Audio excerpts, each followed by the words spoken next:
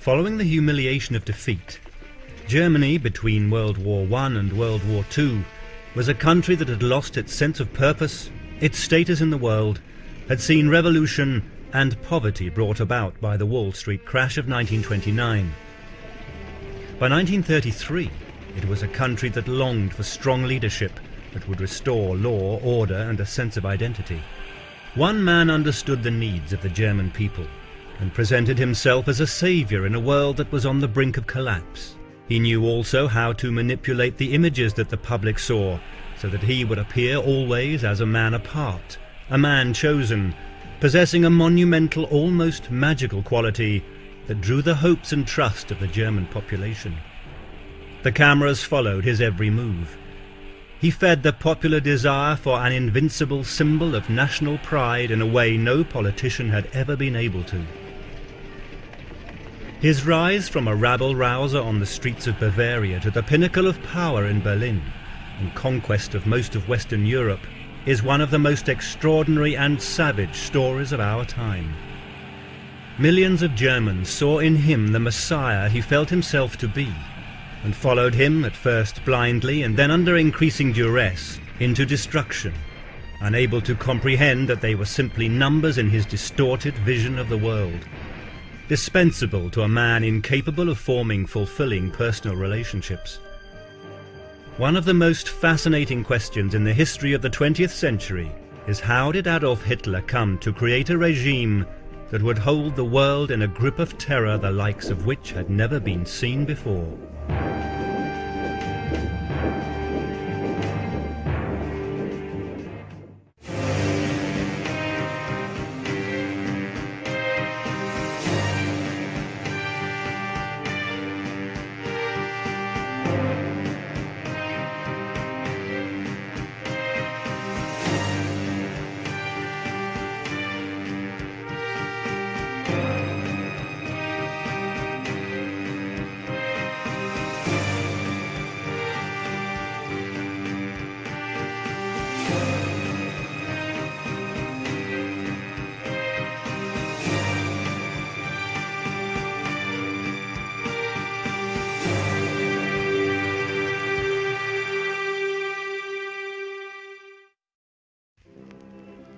At the time of Adolf Hitler's birth, his mother was staying in an inn, the Gasthof zum Pommer at Braunau am Inn in Austria.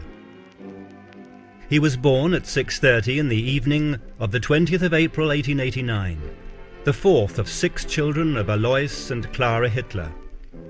Alois had been an illegitimate child and had taken his mother's name, Schicklgruber, for the first 39 years of his life.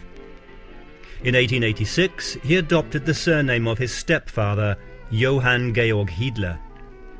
Clara was his third wife, and only 2 of the children, Adolf and Paula, survived the difficult early years and lived into adulthood.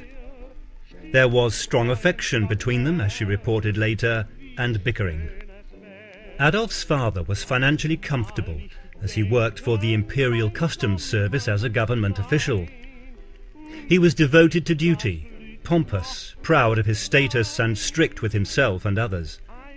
Adolf was frequently beaten by him. "I never loved my father," Hitler said later in life, adding unsurprisingly that he was afraid of him and his terrible temper, and recalling that he counted silently the blows of the stick once he had resolved never to cry again when being whipped. It is easy to find the boy in the man who would demand unflinching obedience from his new super race. He was not a good student, and despite his father wanting his son to follow his career path as a customs official, Adolf was more interested in art. He was considered lazy, except when reading and talking about his war books. Then his enthusiasm was plain to see. The relationship with his mother was entirely different. She was a kind and devout Roman Catholic who adored and supported her son, as he also adored her.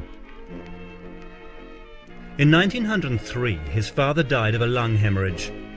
Freed from the long years of parental abuse, he was now no longer able to be disciplined and was expelled from school, which he eventually left aged 16 with no qualifications.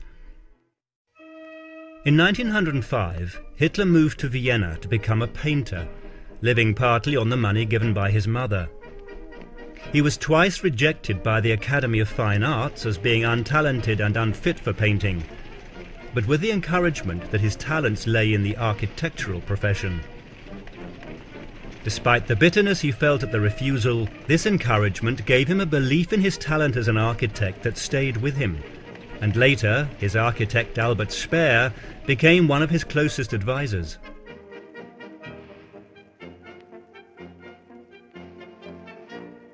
He began to paint pictures from postcards in an attempt to earn his living as an artist to supplement the financial help from his mother.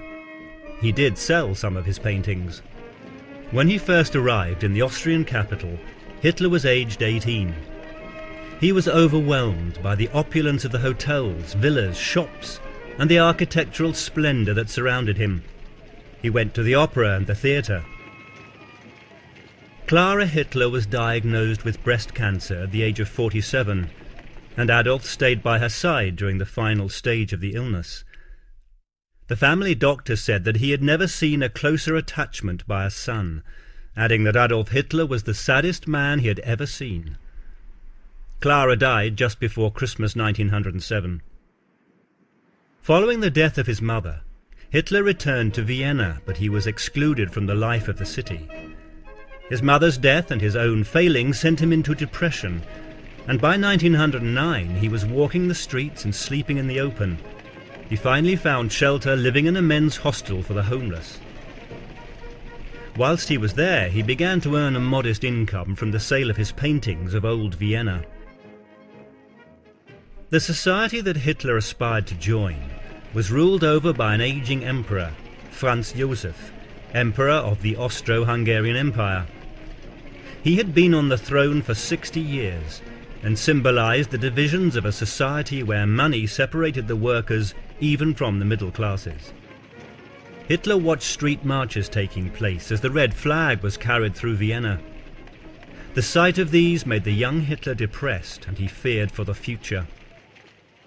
Austria, as part of the Austro-Hungarian Empire, was also a society where the German population felt under threat by Slavic races. The Catholic Church seemed also to favour the Slavs, with the result that a distrust and dislike for the Catholic religion was widespread amongst Germans. The desire for a united German fatherland was strong.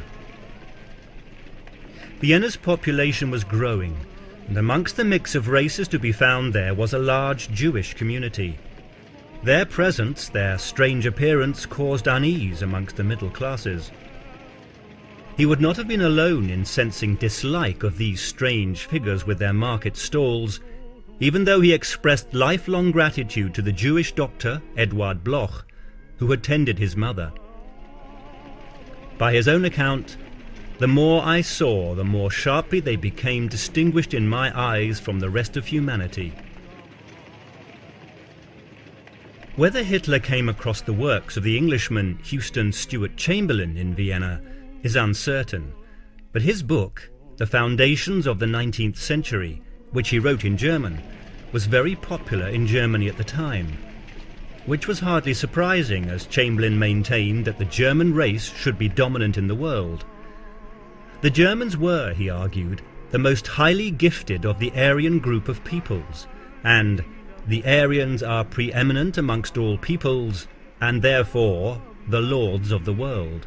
He pointed out the racial differences of the Jews, and spoke in derogatory terms of them, warning that racial mixing would mean moral and physical degeneration and the end of Aryan world power.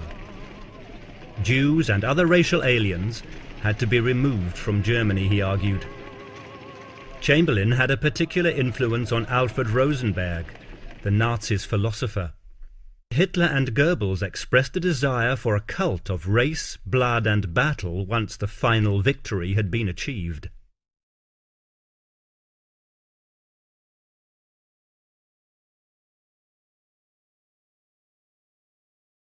His thinking now thoroughly tainted, sensing himself an outcast, Hitler was still in the hostel when, in 1913, he inherited the remaining money from his father's estate and moved to Munich in time to avoid conscription for the imminent First World War. His fierce interest in all things German meant that he did not want to fight for Austria. To many people, the Jews represented the grasping capitalism that brought about poverty and the unfairness of democracy. A war to re-establish the world order seemed desirable. When Archduke Franz Ferdinand was assassinated in Sarajevo on June 28, 1914, the war everyone wanted was just months away. The Germans mobilized on the 30th of July. Hitler was eagerly ready to fight when World War I hostilities broke out in August. He volunteered to join a Bavarian regiment, the 16th Infantry Reserve Regiment, recording later that he had been gripped with stormy enthusiasm, fallen to his knees with an overflowing heart to thank God for the good fortune of being permitted to live at the time.